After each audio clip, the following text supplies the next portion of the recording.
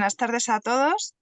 Bueno, pues vamos a nuestro último webinar de este año, que tenemos el gusto de tener con nosotros a Cristina López de Burgo. Ella es médico de familia, pero está dedicada a la docencia y a la investigación en la Universidad de Navarra desde hace muchos años. Es una experta en temas de matrimonio, familia, sexualidad, infertilidad y bueno, pues de todos es conocido el libro que ella tiene ahí que nos va a enseñar para que todos lo recordéis. ¿Eh? Un tema muy interesante que además también es el tema un poco que vamos a tratar pues en este webinar, ¿vale? Cristina, muchas gracias por haber aceptado nuestra invitación. Un gusto poder escucharte. Y nada, después espero que te hagan preguntas, aunque Vale. seguramente lo dejarás todo tan claro que no será necesario. Pero bueno, gracias, ¿eh? Vale, bueno, muchas gracias. Primero, muchas gracias a vosotras por invitarme. Yo siempre estoy encantada de hablar de este tema, la verdad. Aunque sea a las 8 de la tarde, todos estemos cansados, da igual. Una vez que empezamos ya se nos olvida el cansancio. Y quiero daros las gracias a los que os estáis conectando, porque eso es verdad que estas horas pues son un poco difíciles y bueno, quizás algunos os habéis conectado porque estáis viviendo la infertilidad y otros porque queréis acompañar mejor a la gente con infertilidad, con lo cual tanto a unos como a otros, la verdad que gracias por querer saber un poquito más de este tema. Entonces, no he preparado diapositivas ni voy a hacer una presentación. A ver, sí que ahora voy a hablaros un poquito, pero sí que me gustaría más que esto fuese como, bueno, como un coloquio, como cuando quedamos a tomar un café con las amigas y nos ponemos al día de la vida, no solucionamos el mundo, pero nos vamos con, bueno, con el alma más llena. Entonces, no sé si todos me conoceréis o no. Entonces, os voy a contar un poquito mi historia y por qué me dedico a hablar de este tema. Quizás algunos ya me conocéis, pero bueno, lo oís otra vez. Entonces, bueno, mi marido y yo nos casamos hace 23 años ya y nos casamos pensando y deseando tener una familia numerosa.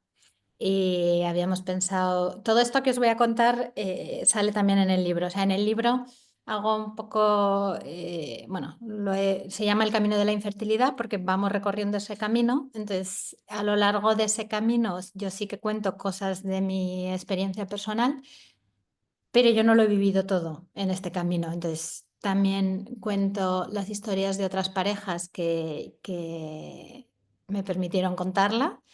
Y luego, evidentemente, mi experiencia profesional. Entonces, bueno, entonces, todo lo que os voy a contar lo podéis encontrar en el libro. Entonces, eso, nosotros incluso habíamos pensado los nombres de nuestros hijos, lo típico que empiezas a soñar, pues el primero tal. Entonces, bueno, pues nos casamos y fueron pasando los meses, pasaron yo creo que un par de años o así, y nada, no venía el embarazo. Y entonces, la verdad es que ahora los tiempos me bailan un poco porque ha pasado mucho tiempo, entonces tampoco sé concretar exactamente los años, pero sí que al ver que no venían, pues consultamos con los médicos, hicimos alguna prueba, no muchas, ¿eh? Hicimos alguna prueba y ya se vio que no íbamos a poder tener hijos. A ver, os estoy hablando de hace más de 15 años. Sí, hace más de 15 años o incluso 20. Ya llevamos 23 casados, pues sí, alrededor de hace 18 20 años. Y entonces eso, pues nos dijeron que iba a ser muy difícil, prácticamente imposible. Y entonces ahí decidimos qué hacer. O sea, teníamos claro que nosotros no íbamos a recurrir a reproducción asistida bueno, sobre todo por tema ético y luego también porque a nivel médico yo ya conocía ese tema y no estábamos dispuestos a, bueno, pues a pasar por todos esos tratamientos hormonales, todo, o sea, era algo que ya descartábamos. Eh, y entonces ahí dijimos, bueno, pues nos planteamos la adopción también. O sea, médicamente ya no iba a haber, pues no había solución y entonces dijimos, bueno, pensamos en la adopción, leímos varios libros, hablamos con otras parejas que tenían hijos adoptados para que, bueno, nos contasen su experiencia, nos recomendasen. eh, y bueno, una de las cosas que nos dijeron fue, si no estáis los dos convencidos, no empecéis un proceso de adopción, porque, a ver, al final es un niño que necesita una familia y si no estáis convencidos, es verdad que hay veces que se devuelve a esos niños, cosa que me parece súper duro para ese niño. Entonces sí que teníamos claro que si no estábamos muy convencidos no lo íbamos a hacer. Entonces, en esa época, o sea, yo recuerdo que estábamos con el tema a vueltas, fueron pasando los meses, pero no lo veíamos claro. Mi marido se inclinaba más hacia que no lo veía claro y tenía bastante miedo a que, bueno, a todo el proceso y a que él conocía varias familias en las que había habido problemas con la adopción y yo no estaba segura, sí que estaba más inclinada hacia sí, pero tenía también dudas. Entonces, bueno, llegó un momento, yo soy católica, practicante, y recuerdo que ahí yo, o sea, como no lo veíamos claro, yo le pedí a Dios que o me lo ponía claro o me lo ponía claro. Y entonces recuerdo, esto sí que lo cuento en el libro porque lo he contado en otros directos, en otros seminarios. Recuerdo que me fui un fin de semana de retiro espiritual. Y ahí fue, y yo iba con esa inquietud de, o sea, teníamos que decidir ya, porque si era que sí, había que empezar el proceso y los procesos de adopción son muy largos. Y yo recuerdo que uno de esos días, rezando, los que seáis católicos habréis tenido la experiencia y los que no, bueno, pues, pues me creéis. Pero recuerdo un día rezando que yo le estaba diciendo a Dios, por favor, ponnoslo claro, o sea, no podemos seguir así durante mucho tiempo. Y de repente fue como cuando se enciende la luz y lo ves y ahí me di cuenta que no, que la adopción no iba a ser para nosotros. Entonces sí que recuerdo que eso, o sea, me empecé a llorar porque era como, bueno, ya se cierra ya esta puerta definitivamente. De hecho, yo creo que me costó más aceptar eso que cuando nos dijeron al principio que no íbamos a poder tener hijos, porque era como, vale, ahora ya se cierra, pero a la vez sentí mucha paz.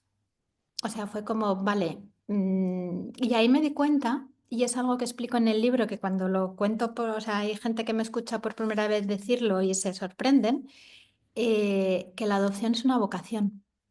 Entonces, no todos estamos llamados a adoptar. La adopción es un niño que necesita una familia, no una pareja que necesita un niño. Eh, y entonces ahí me di cuenta, pues nosotros no estamos llamados a eso. Entonces, generalmente la gente se piensa que los que no tenemos hijos, la siguiente opción es adoptar. De hecho, a nosotros nos lo preguntaban mucho. Incluso ahora, a ver, que ya han pasado muchos años, me lo siguen preguntando. ¿Y no os planteasteis adoptar? ¿Y por qué no adoptasteis? Entonces, se tiene la idea de que como es como el premio de consolación para los que no pueden tener hijos biológicos. Pero claro, también hay parejas con sus hijos biológicos que sienten esa llamada a la adopción y adoptan. Entonces ahí vi muy claro y de hecho es lo que suelo transmitir, que, o sea, si tú ves que la adopción no es tu camino, o sea, con mucha paz, no hay que sentirse culpable porque no hemos adoptado, porque es también bastante frecuente que la gente te diga, ay, pues vosotros que vivís bien, que tenéis trabajo los dos, tal, pues un poco egoísta si no adoptáis. No, o sea, no es una cuestión de egoísmo o de generosidad. Es una cuestión de que es tu camino o no es tu camino. Entonces, pues ya vimos que ese no tampoco iba a ser nuestro camino y entonces ya vimos claro que nuestro camino era vivir sin hijos. Entonces, a partir de ahí, o sea, yo no recuerdo cuánto tiempo, porque eso me lo suele preguntar mucha gente, cuánto tiempo tardamos. en aceptar nuestra situación, porque al final la infertilidad es un duelo. O sea, normalmente tenemos la idea de que solo hay que pasar el duelo pues cuando muere un familiar o pero el duelo es la reacción emocional ante una pérdida de alguien o de algo con el que tenemos un vínculo afectivo. Entonces, es verdad que todo el mundo entiende el proceso de duelo cuando fallece un familiar, un amigo, alguien cercano, alguien a quien teníamos cariño, pero también aparece, por ejemplo, si pierdes un trabajo, si se muere tu mascota, si, pues por ejemplo, ahora me acuerdo de todos los damnificados de la Dana en Valencia. Vale, algunos han perdido la vida, pero los que no han perdido la vida han perdido su casa, han perdido todo lo que tenían. Van a pasar por el duelo de esa pérdida. Entonces, el no poder tener hijos, que te den un diagnóstico de infertilidad, bueno, técnicamente se suele diferenciar entre infertilidad y esterilidad. Yo, para no andar liando, hablo en general de infertilidad, pero bueno, esterilidad es que ni siquiera puede darse la fecundación, e infertilidad técnicamente es que se da la fecundación, pero el embarazo no llega a término. Entonces, pero bueno, yo hablo de infertilidad en general. Entonces, el no poder tener un hijo va a conllevar un duelo, porque es la pérdida de tu sueño de ser padres, es la pérdida de tu proyecto vital, ese proyecto que normalmente, en mi caso por lo menos lo habíamos pensado antes de casarnos. Entonces, como cualquier otra pérdida, va a suponer un duelo. Entonces, vamos a ir pasando por las etapas del duelo, aunque normalmente se explican una tras otra, luego en la vida real ves que se van mezclando, pero bueno, pero sí que aparecen todas las emociones que aparecen en cualquier duelo. Primero la negación de esto no me puede estar pasando a mí, no puede ser, se habrán confundido, seguro que hay alguna causa que se puede solucionar. Bueno, entras en la fase de negación. Ahí también empiezas a sentir rabia de por qué me toca a mí cuando yo sí que quiero y a lo mejor la de al lado no quiere y se queda embarazada. Rabia, enfado, te enfadas con el mundo, te puedes llegar a enfadar con Dios si eres creyente, porque realmente es una prueba bastante difícil. Eh, Sientes envidia por la gente que se queda embarazada, eso es súper normal y no eres mala persona si sientes envidia, entra dentro de todo el proceso, porque la gente que se queda embarazada no es que no te alegres por ellas, te alegras, pero también te hace daño porque te están recordando que tú no lo estás consiguiendo. Entonces, es súper normal sentir envidia. Eso no te hace mala persona.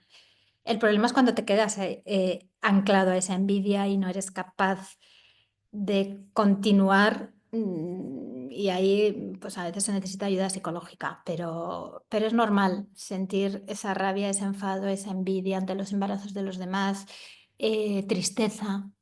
O sea, todas las emociones que aparecen en cualquier otro duelo aparecen a lo largo de la infertilidad, a lo largo de este camino. Entonces, yo cuando suelo explicar que la infertilidad implica un duelo, hay gente que me mira como, entienden que puede implicar un duelo si se ha perdido el bebé, si el bebé ha muerto durante el embarazo. Eso se entiende. Bueno, hay quien no lo entiende, pero en general se suele entender. Pero que estés pasando un duelo por algo que no has llegado a tener, eso a la gente le cuesta entenderlo. Si no lo has vivido, no te haces a la idea. Entonces, por eso también me decidí hablar del tema. Hace 3 años abrí una cuenta en Instagram.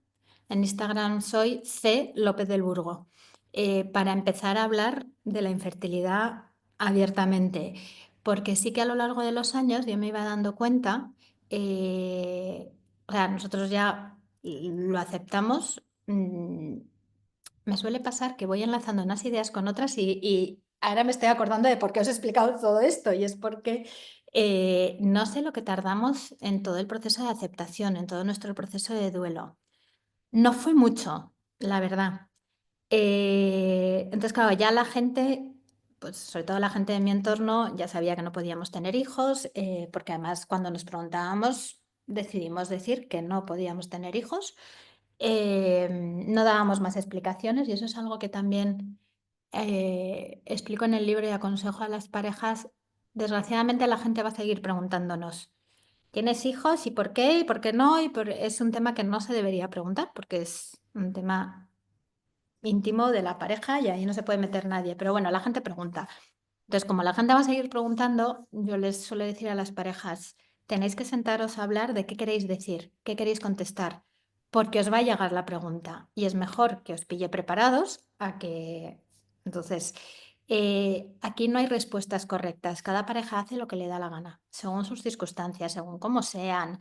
Eh, entonces, opciones de respuesta, todas las que queráis, desde ¿a ti qué te importa? Que alguna vez yo lo he dicho, o nosotros lo que decidimos contestar fue, sí que queremos tener hijos, pero no podemos tenerlos.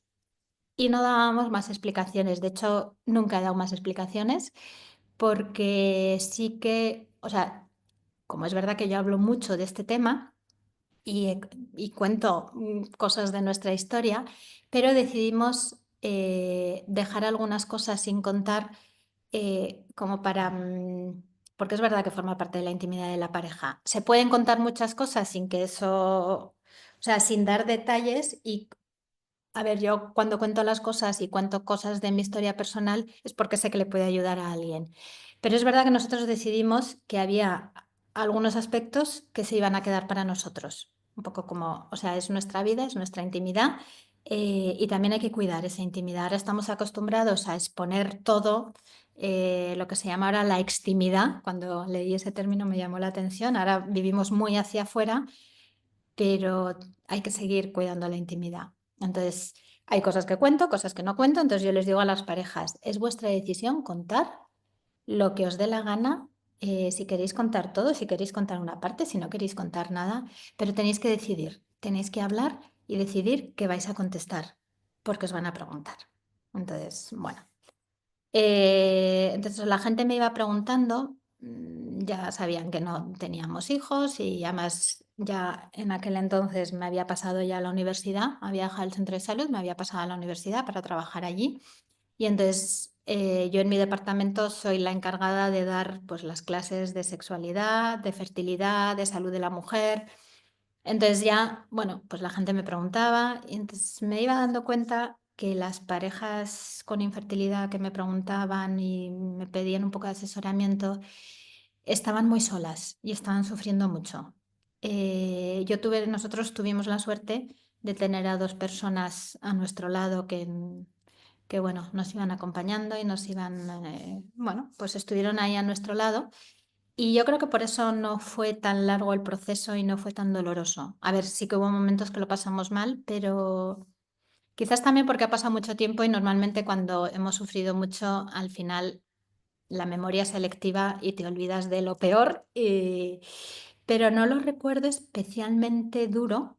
O sea, sí que recuerdo una temporada más dura, pero eso, recuerdo que no nos costó demasiado aceptarlo. Y entonces, pero porque tuvimos la suerte de tener a estas dos personas. Entonces yo me iba dando cuenta que muchas parejas no se atrevían a hablar del tema y entonces, perdona, y entonces se sentían muy solas, muy como si fuesen bichos raros, como... Y entonces en mi cabeza estaba la idea de acompañarles de alguna manera, de explicarles, esto es como cuando te vas a enfrentar a algo que no conoces, hay miedo.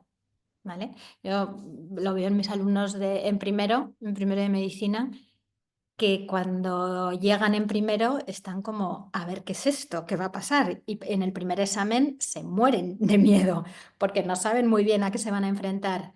O sea, cuando llegan a segundo ya saben, vale, el nervio del examen está, pero saben cómo tienen que hacer el examen, saben cómo tienen que rellenar la hoja de respuestas, saben, porque ya conocen todo el sistema.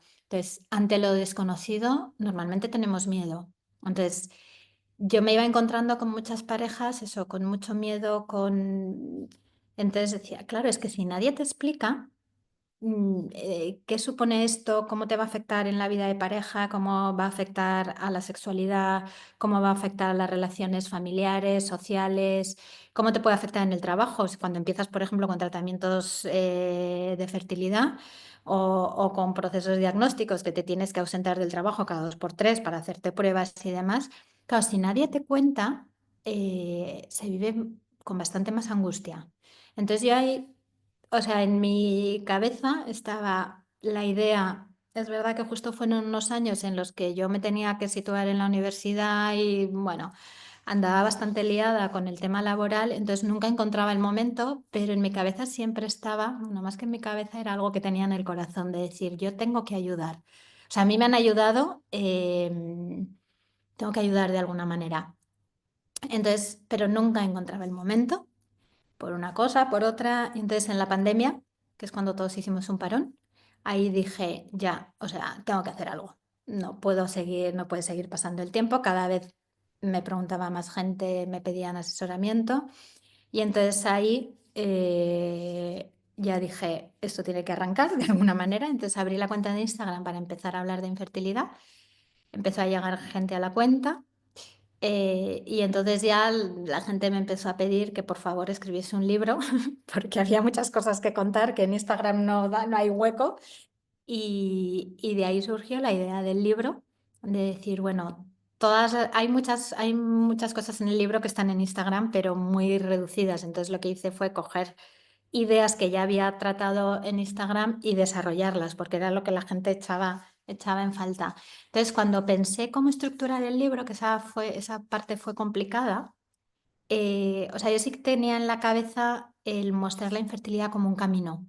Es algo que cuando abrí la cuenta de Instagram enseguida me vino a la cabeza y de hecho la frase que hay en mi perfil pone acompañándoos en el camino de la infertilidad. O sea, eso fue algo que estaba como dentro de mí. O sea, que es un proceso, no es diagnóstico y ya, no.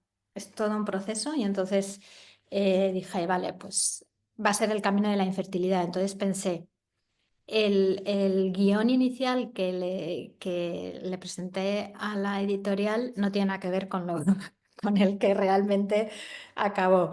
Porque, claro, yo estoy acostumbrada al mundo académico y a escribir más a nivel científico. Y es verdad que con Instagram ya le daba el tono divulgativo, pero en mi cabeza está estructurada muy científica, en plan, primero esto, después esto, después esto. Y entonces yo lo había estructurado, pues primero causas de infertilidad, tal, luego diagnóstico, luego tratamiento. Y entonces dije, no, o sea, no puedo empezar con la parte dura de medicina, de estas son las... No. Y entonces dije, a ver, si esto es un camino, voy a seguir el orden. ¿Qué ocurre desde el principio hasta el final? Y entonces lo estructuré como etapas, las etapas de ese camino. El inicio del camino, bueno, luego le di muchas vueltas a los títulos porque tengo una amiga que me revisó el libro y me dijo, haz el favor de cambiar todos los títulos porque no son nada vendibles. No es apetecible que me pongas, pues eso, muy académico. Entonces, la verdad es que estuve una semana entera dando vueltas a los títulos. Y al final, la verdad es que al final me quedó bien. Entonces lo dividí, os lo voy a leer porque ya se me va olvidando. El inicio, bueno, al principio expliqué por qué empecé a escribir el libro y ahí introduje un poco mi historia y bueno. Entonces el primer apartado así ya de infertilidad lo titulé El inicio del camino. Claro, ¿cómo empieza todo esto? Empieza con tu sueño de ser padres, con te pones a intentarlo y no llega, y empieza el desconcierto, empiezan los comentarios de la gente, entonces todo eso va, esa es la primera etapa. Y entonces fui desarrollando pues todo lo que ocurre en esa etapa. La siguiente etapa, el diagnóstico, porque ya ves que algo va mal, consultas al médico y entonces le llamé primera parada, diagnóstico de infertilidad. Y ahí es donde hablo de los distintos factores de riesgo, de las distintas causas, pero de manera que se entienda. ¿Vale? Entonces, pues por ejemplo, puse tic-tac. Hay un apartado que se llama tic-tac. Eso es para explicar el efecto de la edad en la fertilidad. Eh, Otro se titula Los otros enemigos. Ahí hablo de estilos de vida y factores de riesgo que pueden afectar a la infertilidad. Todo el tema de la nutrición, bueno. Después hablo de las pruebas. Tengo un apartado que se titula Los miedos de Mateo. Entonces, en el libro he querido, por supuesto, incluir a los hombres, porque esto es cosa de dos. Normalmente la gente piensa, esto si no te quedas embarazada es porque tú no puedes. Pero es que para tener un hijo se necesita a los dos, al hombre y a la mujer. Entonces, lo que sí que yo me daba cuenta es que en muchas cuentas de Instagram, en grupos de ayuda, de apoyo a mujeres con infertilidad, no estaban los hombres. Y entonces dije, o sea, esto no puede ser, esto es cosa de dos. Entonces dedico unos cuantos apartados a los hombres porque ellos también lo pasan mal. Entonces, a la hora del diagnóstico es verdad que las mujeres estamos más acostumbradas a ir al ginecólogo, a hacernos pruebas, vale, no nos gusta, pero lo hacemos.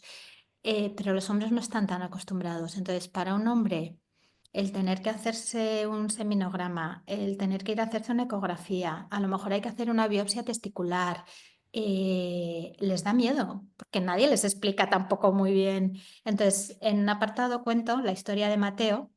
Este nombre es inventado. En casi todos los sitios donde hablo de alguien he puesto los nombres reales porque me han dicho que sí que los ponga. Pero hay alguno que no, que prefería mantener el anonimato. Entonces, los miedos de Mateo ahí hace referencia a cómo vive el hombre el hacerse las pruebas de fertilidad. Todavía en la sociedad se tiene la idea equivocada de que si cuando eres hombre, si no puedes tener hijos, es que o tienes algún problema con las relaciones sexuales o no eres suficiente. O sea, se confunde la virilidad o la masculinidad con la fertilidad. No tiene nada que ver. O sea, tú puedes tener relaciones sexuales estupendas, pero tener infertilidad es otra cosa, ¿vale? Entonces, claro, hay todavía mucho estigma con eso y entre los hombres se suelen hacer bromas que duelen bastante hace falta que te enseñe cómo se hacen los hijos y, o sea, se oyen barbaridades y desgraciadamente a día de hoy también. Y entonces, claro, tienes que atender también al hombre, tienes que explicarle que si ese seminograma sale mal, generalmente la primera vez que se hace un seminograma suele salir mal y hay que volver a repetir porque los espermatozoides son súper sensibles. Entonces, no solo, o sea, no podemos tener solo un seminograma para hacer el diagnóstico, necesitamos al menos dos. Entonces, Mateo no quería hacerse el segundo seminograma. El primer seminograma había salido alterado y tenía que volver a hacerse otro para confirmar si realmente había una alteración o qué había pasado.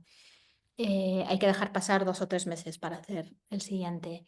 Y me llamó su mujer preocupada porque ya estaban teniendo problemas en la pareja, porque él no quería repetir la prueba, le daba largas, le daba excusas.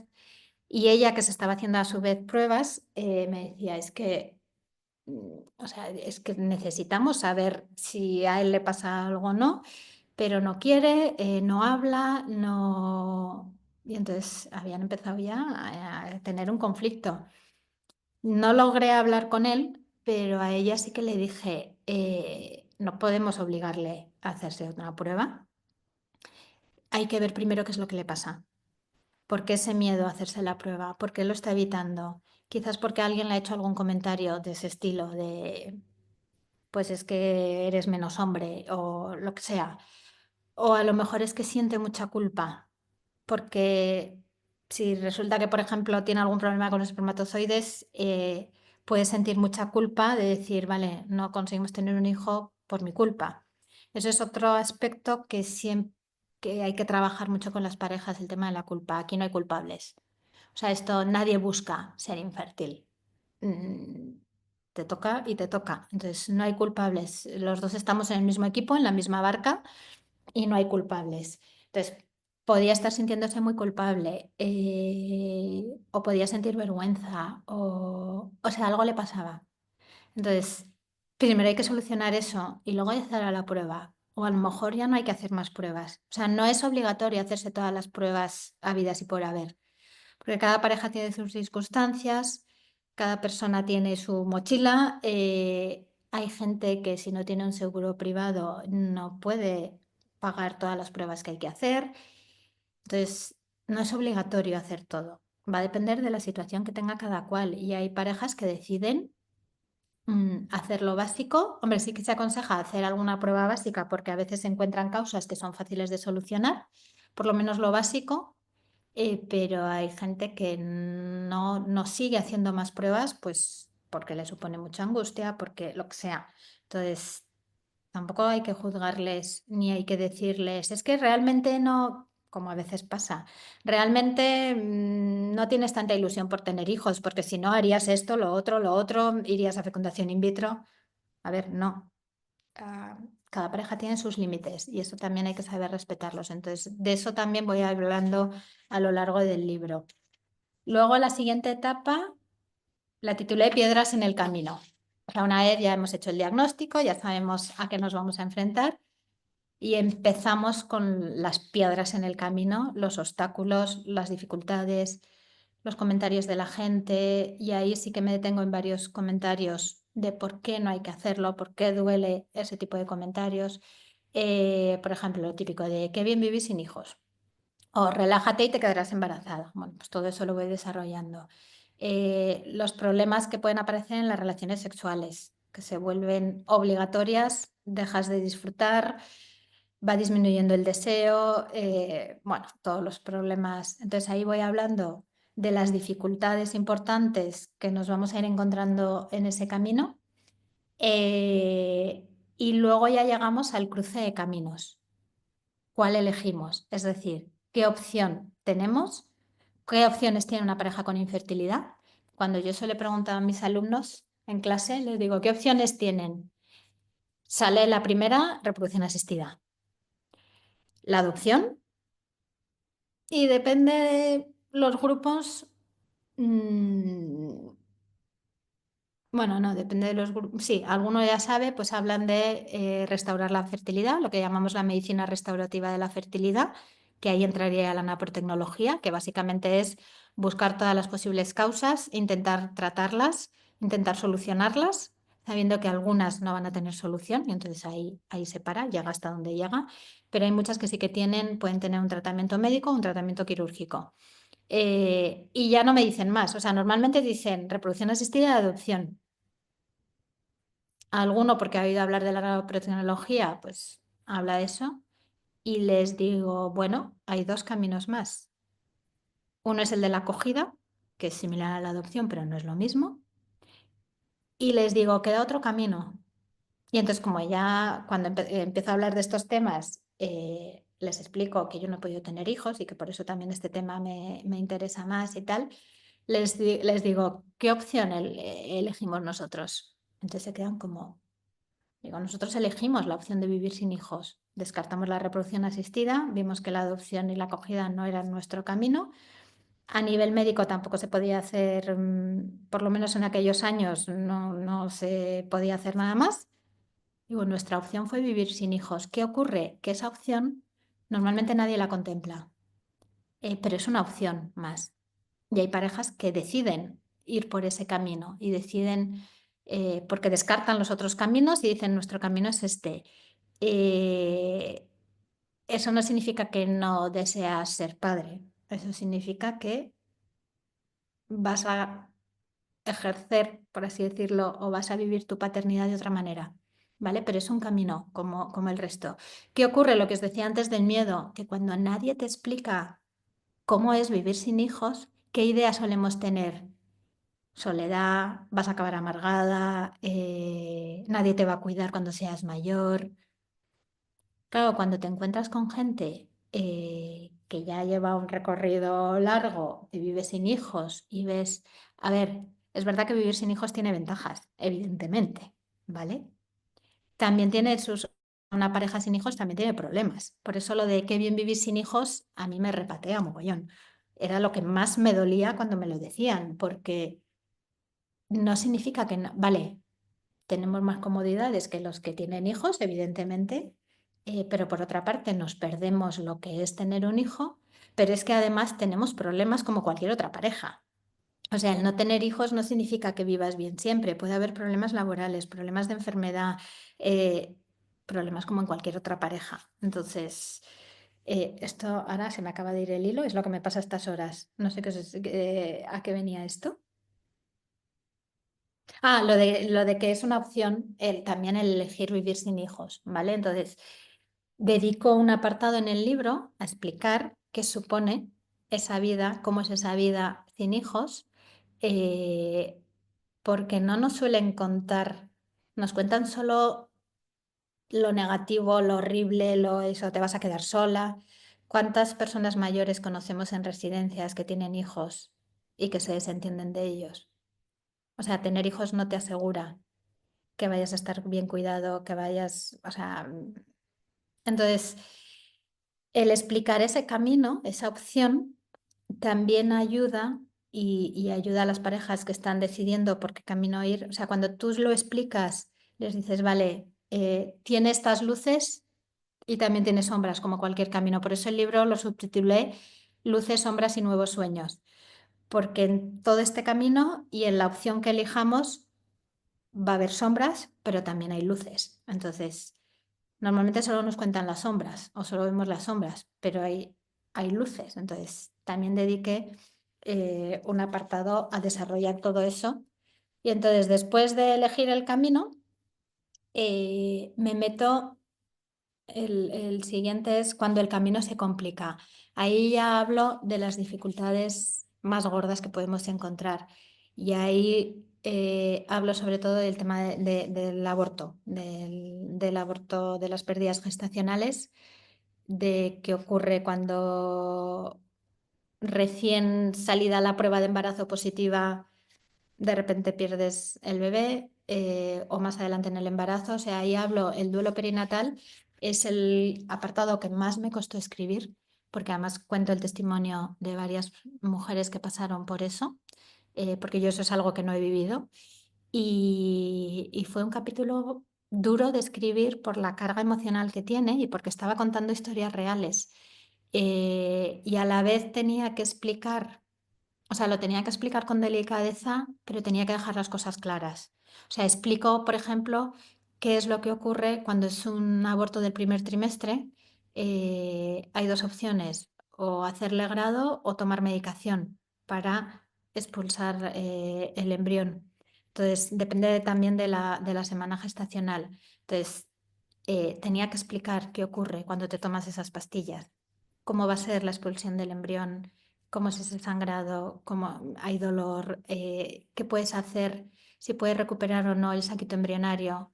Claro, si eso nadie te lo explica, no lo sabes. Entonces, me costó mucho el explicar las cosas, o sea, no podía omitir. De hecho, cuando escribí cuando explicaba eso de cómo ocurre ese aborto, cómo se expulsa el saco embrionario en las primeras semanas, sobre todo, recuerdo que escribí, claro, es un párrafo duro y además cogí el testimonio de una mujer que escribió un libro contando eso. Y le pedí permiso, le digo, me gustaría ponerlo porque lo explicas muy bien. Y entonces eh, ahí dije, pues eso, tengo que explicarlo, tengo que ser clara, pero tengo que ser delicada. Entonces se lo mandé a varias amigas y les dije, ¿qué pensáis de esto? ¿Os parece muy fuerte? ¿Lo quito? No o sea, yo quería dejarlo, ¿eh? Pero quería saber su opinión.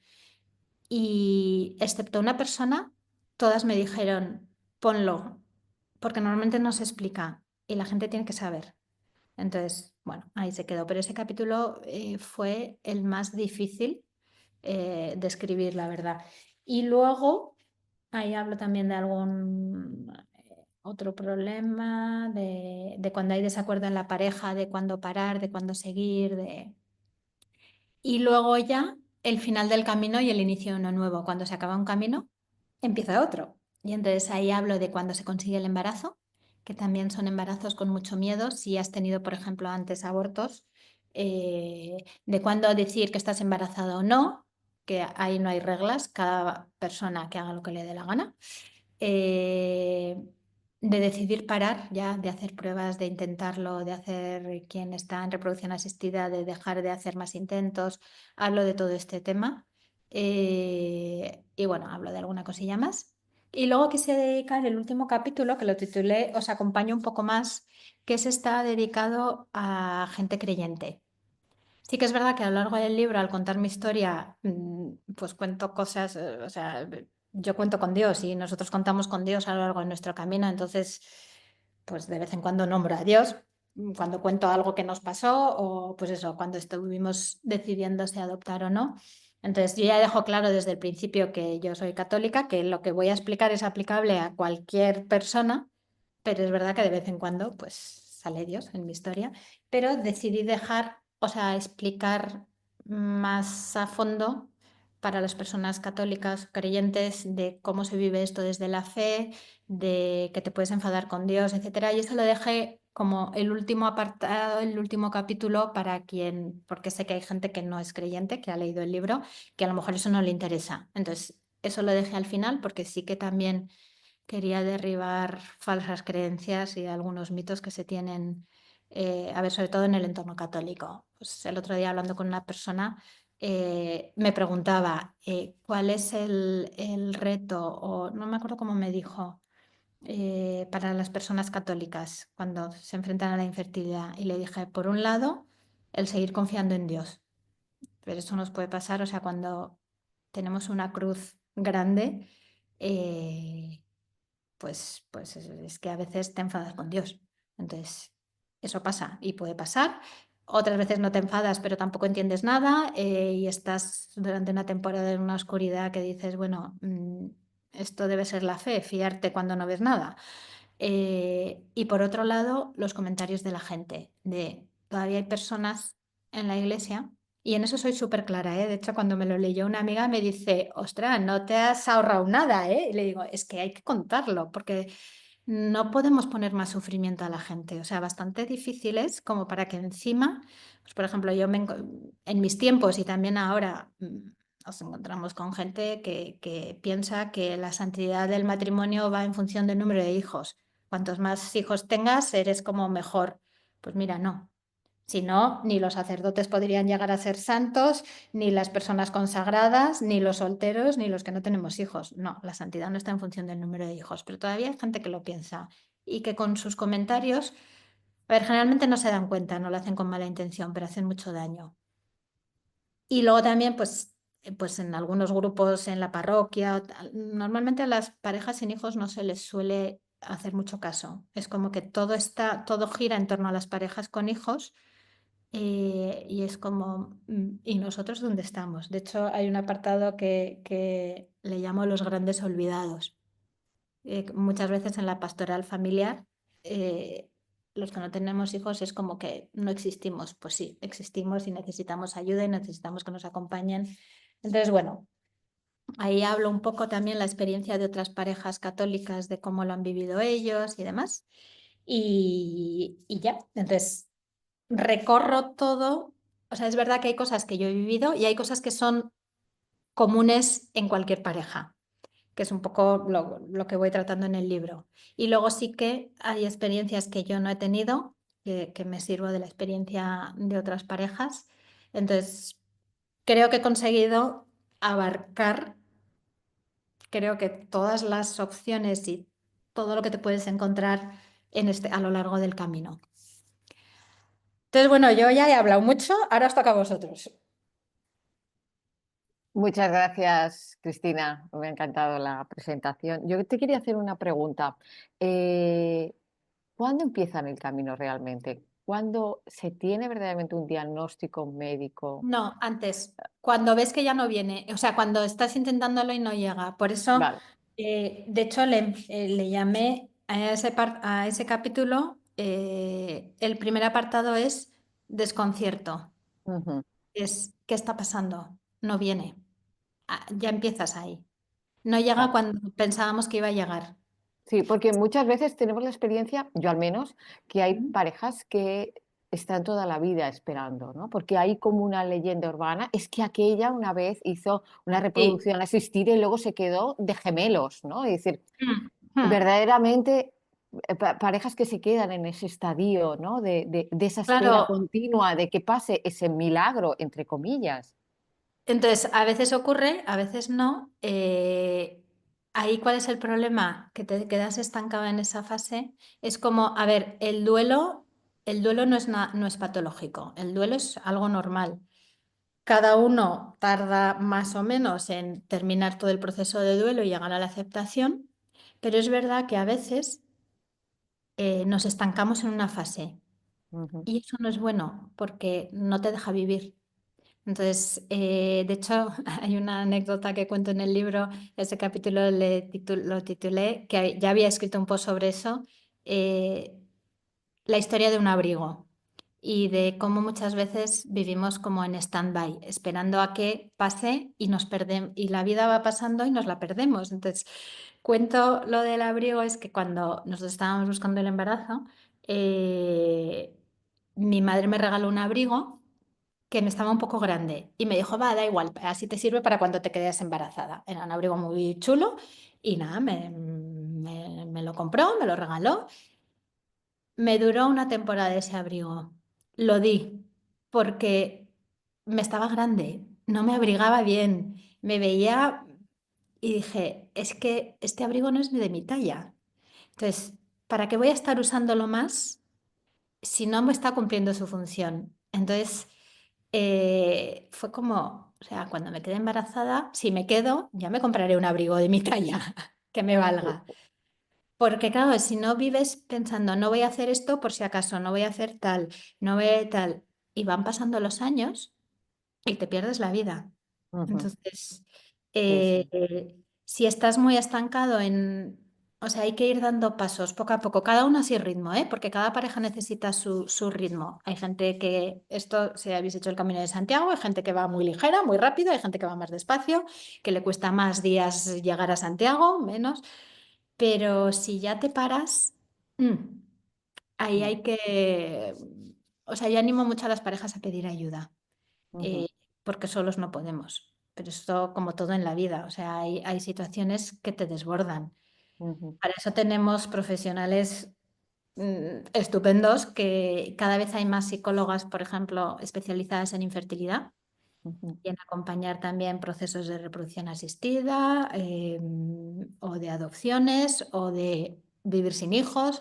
O sea, cada vez hay más psicólogos y psicólogas que se dedican a eso y especializadas en duelo, que también en este caso ayudan mucho.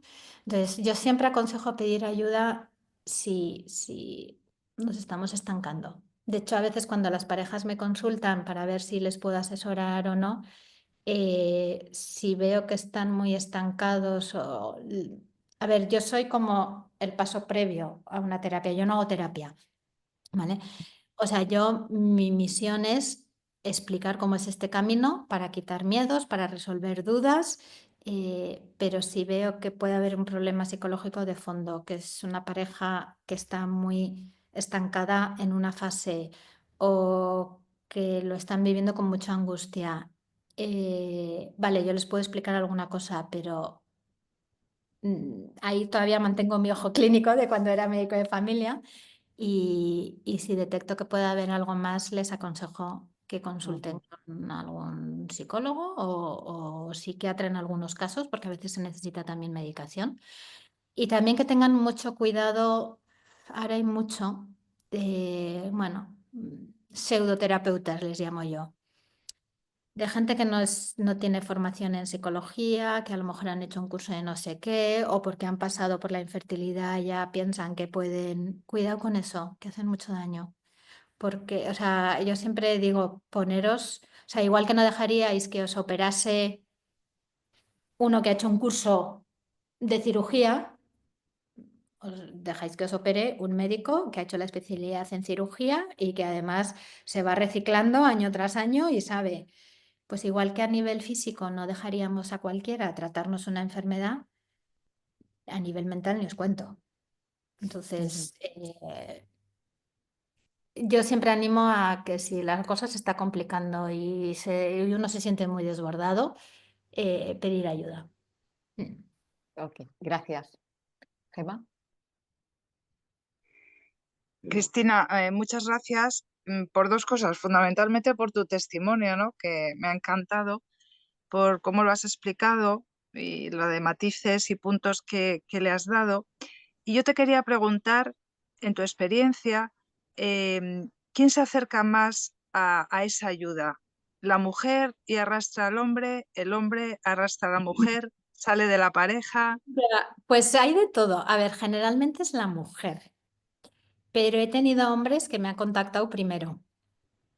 O bien porque lo estaban pasando mal ellos, o bien porque la mujer lo estaba pasando muy mal y ella no daba el paso a pedir ayuda, o generalmente suele ser la mujer porque estamos como más acostumbradas a expresar lo que nos pasa. A los hombres les cuesta un poquito más, pero hay hombres que también piden ayuda. Entonces, a veces son la pareja. O sea, yo sí que he tenido varios casos en los que ha sido el hombre el que me ha llamado primero. A veces son los dos, porque ya ven que necesitan ayuda y entonces son los dos. Y luego tengo mujeres con las que hago un poco un seguimiento y les voy asesorando, que solo vienen ellas, porque, por ejemplo, tengo una que ya ha llegado a la aceptación, pero su marido no. Pero tampoco quiere, o sea, no es capaz de expresar, bueno, pues ya llegará. O sea, cada uno tiene su tiempo.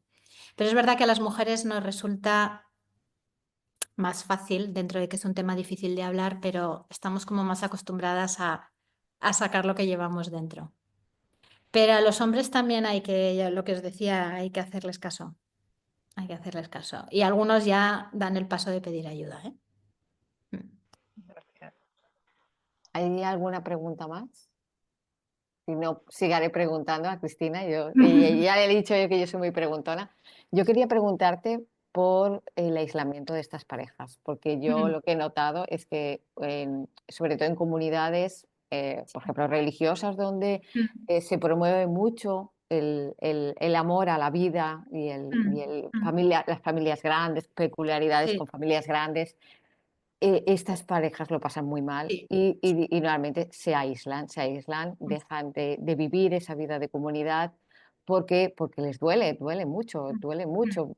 No les duele a lo mejor no les duele tanto que les pregunten, pero sí les duele el verlo, en compartir constantemente esa atención que se tiene en ese tipo de familias y ellos, como tú muy bien has dicho, como que quedas excluido, ¿no?, de todo eso, ¿no? Eso, ¿Cómo trabajar con estas pues eso personas? pasa también fuera del ámbito de comunidad eclesial o lo que sea, pasa con los amigos. O sea, de repente a tu alrededor todas tus amigas empiezan a tener hijos o tus hermanas y entonces cuando nos juntamos solo se habla de pañales, biberones, de si come, de si no come, de si te deja dormir o no. Entonces, eso es algo que desarrolló bastante en el libro porque eso es una de las cosas que pasa a todas las parejas con infertilidad. Eso es algo común en todas. Entonces, es verdad que a veces, depende en el momento que estés y en la etapa del camino que estés, te puede costar más o menos, ¿eh? Entonces, sí que es verdad y ahí hago una comparación.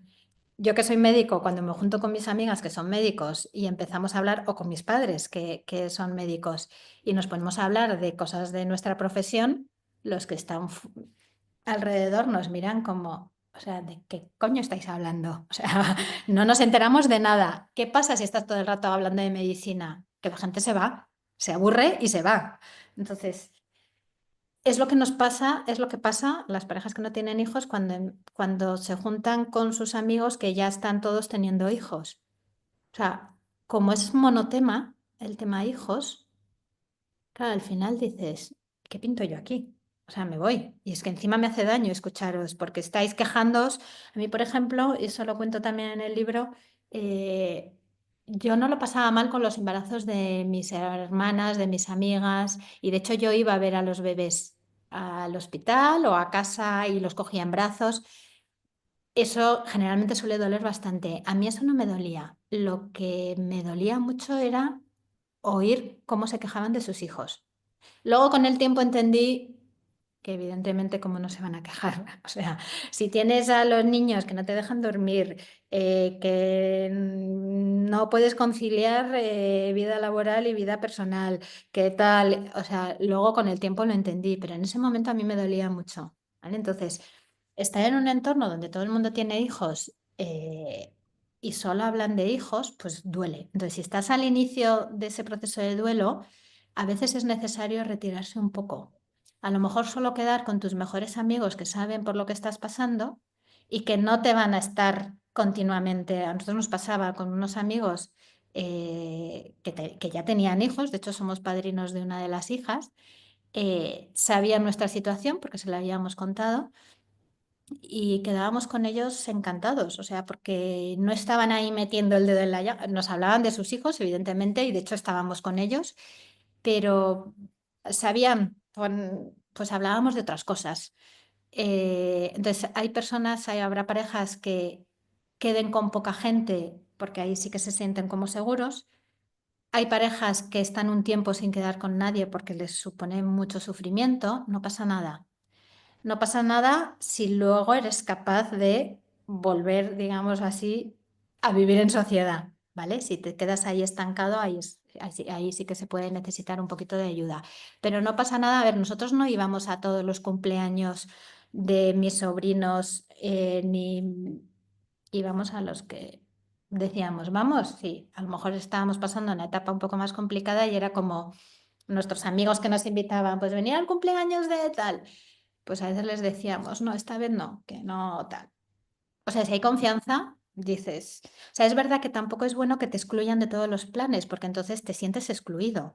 Ujú. Entonces, ahora con WhatsApp es muy fácil. Oye, vamos a celebrar el cumpleaños tal. Si os apetece pasar, pues no apetece, no, no vamos a pasar. Ya está. O sea, no, si son tus amigos, se lo dices claramente. Es verdad que algunas amistades se pierden. ¿Vale? Hay gente que no lo entiende, no entiende que te separes, no entiende que no vayas al cumpleaños de su hijo, que es el mejor, no, bueno, en la vida también hay que, o sea, no todos los amigos están durante toda la vida, a veces aparecen amigos a lo largo del camino, también hay que saber dejar ir a la gente, pues mira, estuvo en un momento de tu camino que te aportó mucho, pues eso es experiencia, eso nos ha pasado a todos. Entonces, bueno. Pues si no te entienden y no se ponen en tu situación, pues a lo mejor es que pues esos amigos, bueno, ya han cumplido su función con vosotros y ya está. Entonces, es un tema, a ver, es un tema complejo y por eso, o sea, es uno de los temas que tenía muy claro que iba a desarrollar en el libro, pero eso tampoco hay recetas generales, va a depender mucho de cada pareja, de en qué fase del proceso estén, de cómo sea cada uno. Y luego a nivel de comunidad, de iglesia, es lo que os decía antes, hay que hacer mucha catequesis. O sea, Ujú. bueno, más que catequesis, pedagogía.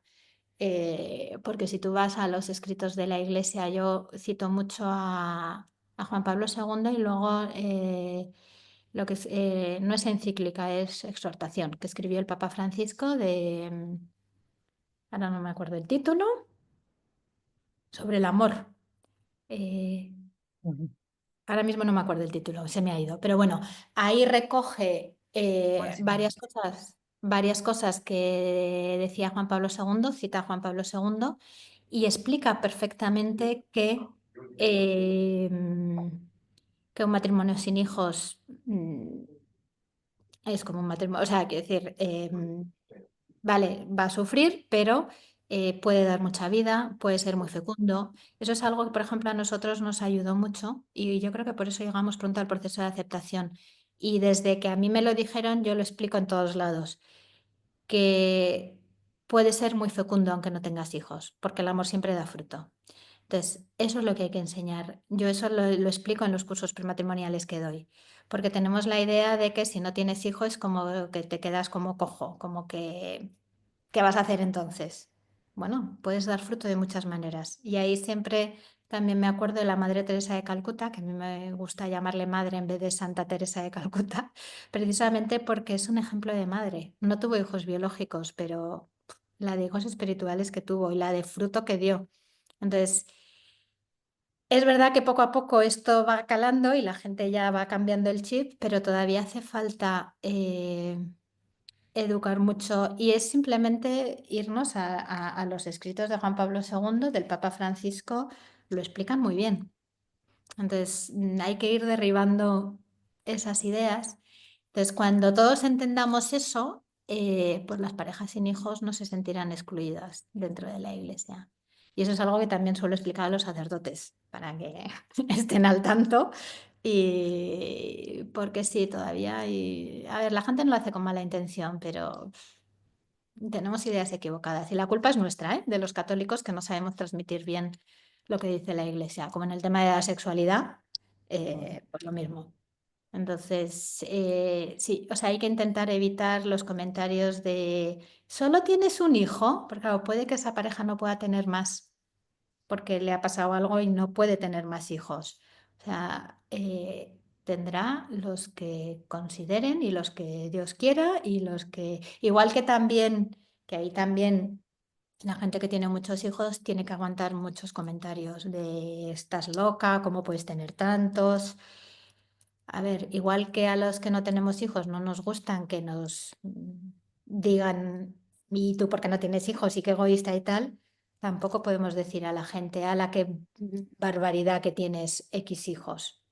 Entonces, yo he aprendido con los años y viendo también las situaciones de distintas parejas con hijos sin hijos, que no podemos juzgar. No sabemos qué historia hay detrás de una familia que tiene 5 hijos o que tiene uno que no tiene ninguna. Entonces, eso también es algo que hay que trabajar. Hay que trabajar con las parejas y hay que trabajar también en, pues eso, a nivel iglesia hay que trabajarlo. Ujú. Alicia. Buenas, muchas gracias Cristina por todo, porque me ha gustado esta última, me ha encantado, ¿no? Porque es verdad que yo también doy cursos prematrimoniales, también, bueno, soy monitora también, y esto me encanta, ¿no? De que el amor siempre genera vida, ¿no? Y que es la fecundidad y no la fertilidad, ¿no? Entonces me parece Eso. algo tan importante a transmitir a todos, y lo decías mucho, ¿no? Pues a los sacerdotes, a los católicos, a todo el mundo, ¿no? Porque yo creo que es importante. También a la gente que no es creyente, ¿eh? A ver, También. porque cada cual puede dar fruto a su manera, donde esté. No hace falta tampoco hacer cosas grandes. O sea, quien sienta la necesidad de montar una ONG o de irse de voluntariado, que lo haga.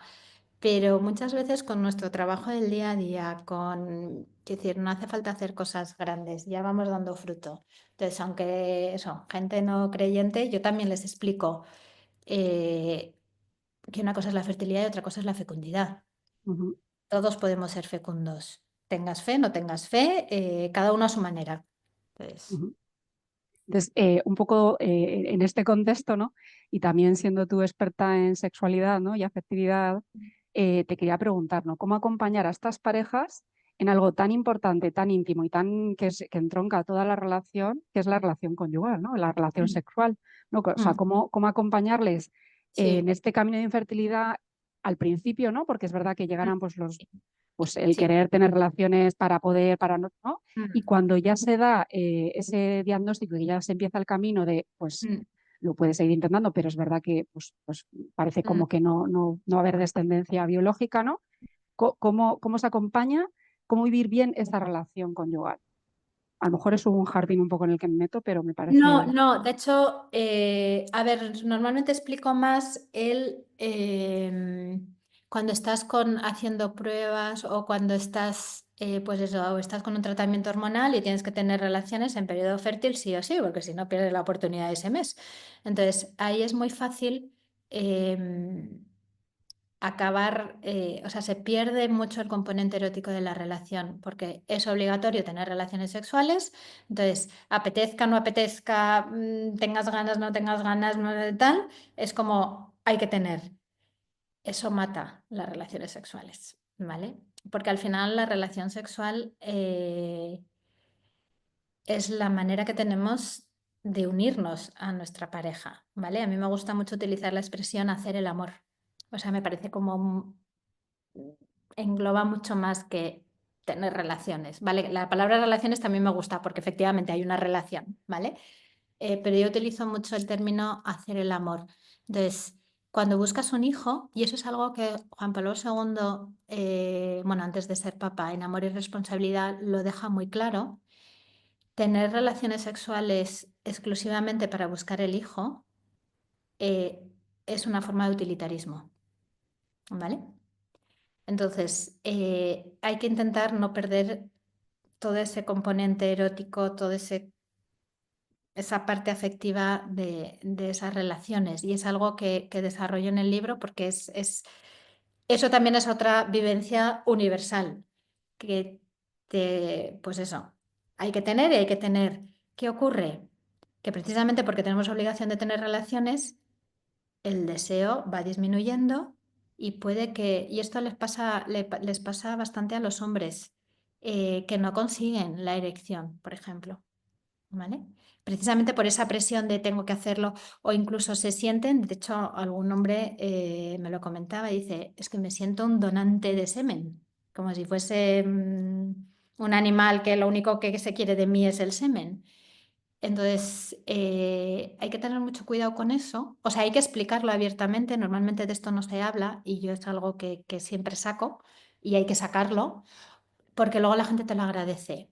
O sea, les da como, siempre da un poco de más pudor o más decir cómo lo estás viviendo tus relaciones. Pero claro, si nadie te lo explica, es que eso no lo encuentras en ningún lado. Entonces, por eso en el libro, y de hecho uno de los posts que escribí en Instagram fue de eso. ¿Qué hacemos para no perder esa unión cuando tenemos esa relación sexual en periodo fértil?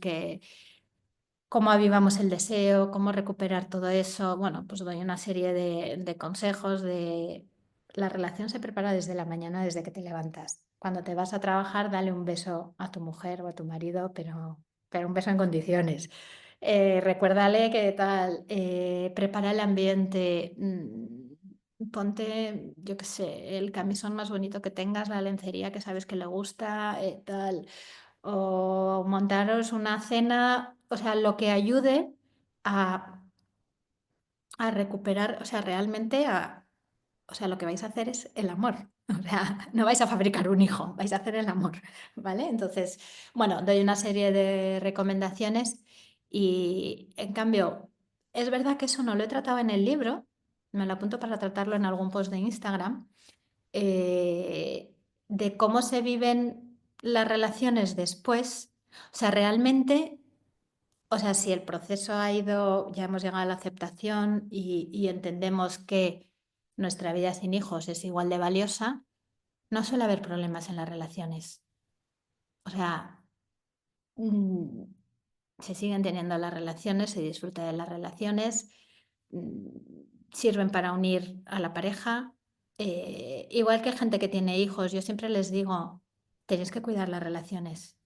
O sea, que tengáis hijos no significa, o que ya no queráis tener más hijos, no significa que ya no hay. A veces me he encontrado con mujeres de, bueno, ya ha acabado mi edad fértil, ¿para qué voy a tener relaciones con mi marido? Y le digo, tú no te has enterado de nada de lo que es el matrimonio. O sea, entonces, pero normalmente luego las relaciones en principio después. A ver, pueden costar más si todavía se está en ese proceso de aceptación y emocionalmente no estás bien, psicológicamente no estás bien, vale.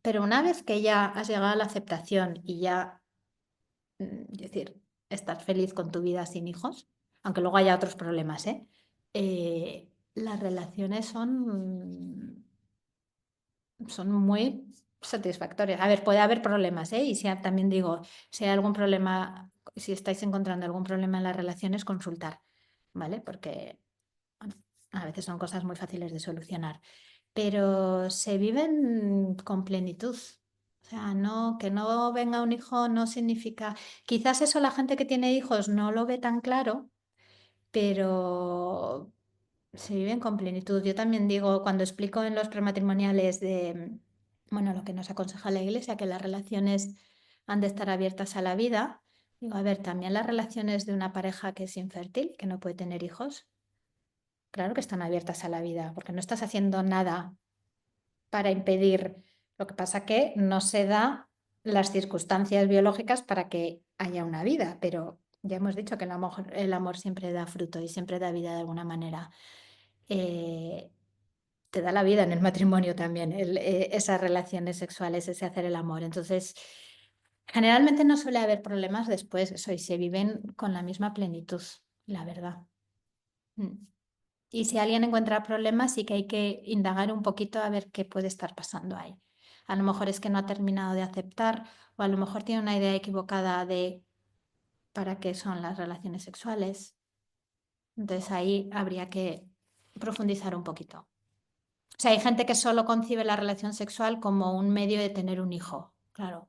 Entonces dicen, vale, y si no puede tener un hijo, entonces eso es porque no le han explicado bien o no ha entendido bien qué significa hacer el amor. Pues, Muchísimas gracias, Cristina. Te voy a pedir, por favor, que nos pongas en el chat el correo o el medio de contacto que aquellas personas sí, que quieran a consultarte ver, de manera sí, particular, algún tipo de caso o algún vale, tipo de consulta para que puedan contactar contigo. vale. Le damos paso ya a Gemma.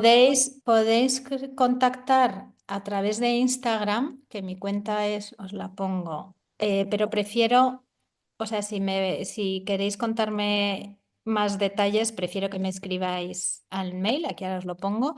Esta es mi cuenta de Instagram. En el perfil hay un enlace a mi correo, que para estos temas prefiero utilizar este. Tengo otra cuenta de Gmail y luego tengo la cuenta de la universidad, pero prefiero, porque si no, luego se me pierden, se me entierran ahí. Entonces, no os he dicho que tengo una página web, que ahí también está el contacto. Es un poco largo porque es todo mi nombre.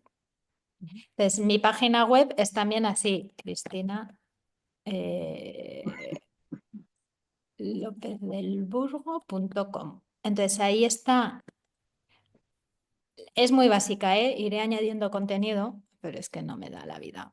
Ahí explico los servicios que ofrezco, el programa de parejas que ahora mismo está cerrado, lo retomaré, el asesoramiento individual y también hay para contactar a través de la web, también hay ¿cómo se llama? Un formulario y me llegan al mail ese que os he puesto. Genial. De cualquier Muy esa... bien. A ver, el Instagram lo suelo mirar casi a diario. Es verdad que ahora no estoy publicando, pero sí que suelo mirar si llegan mensajes. Y el correo también lo miro todos los días. Lo que pasa que es verdad que ahora tengo un poco retraso en el correo de trabajo porque he estado un par de semanas enferma, entonces tengo mucho acumule. Pero bueno, siempre contesto, ¿eh? Y si no contesto es porque o se me ha ido a spam o entonces es mejor que me volváis a escribir. O sea, que no os importe ser pesados, porque alguna vez algún mensaje se me ha ido a la papelera y no sé por qué. ¿Vale?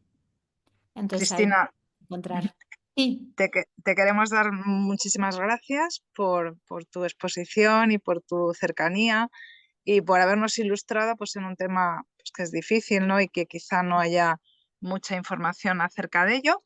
Y bueno, pues nada, darte las gracias en nombre de toda la Junta de BUN y bueno, todos los que estamos presentes pues me imagino que opinarán igual que te acabo de decir y que nada, que esperamos verte en otra ocasión, que nos puedas contar más cosas o y algo que pues hagas puedo estar nuevo. hablando, vamos, días y días de lo que queráis, pero bueno, también para eso os animo a que leáis el libro, porque probablemente vais a descubrir cosas que no sabíais o que no os habíais planteado. O sea, yo misma escribiéndolo con algún testimonio de alguna mujer dije, ostras, esto no me lo había planteado, esto lo tengo que explicar, o sea, ni siquiera yo me lo había planteado. Entonces, probablemente encontréis cosas nuevas y bueno, sobre todo con la intención de poder acompañar mejor y que esas parejas no se sientan solas. Esa es la Pues idea. nada, muchísimas gracias. Bueno, Muchísimas gracias gracias. Gracias a a todos todos los por que os habéis haberos conectado. conectado. Muchísimas gracias. Un abrazo. Un Bueno, un abrazo. Adiós. adiós.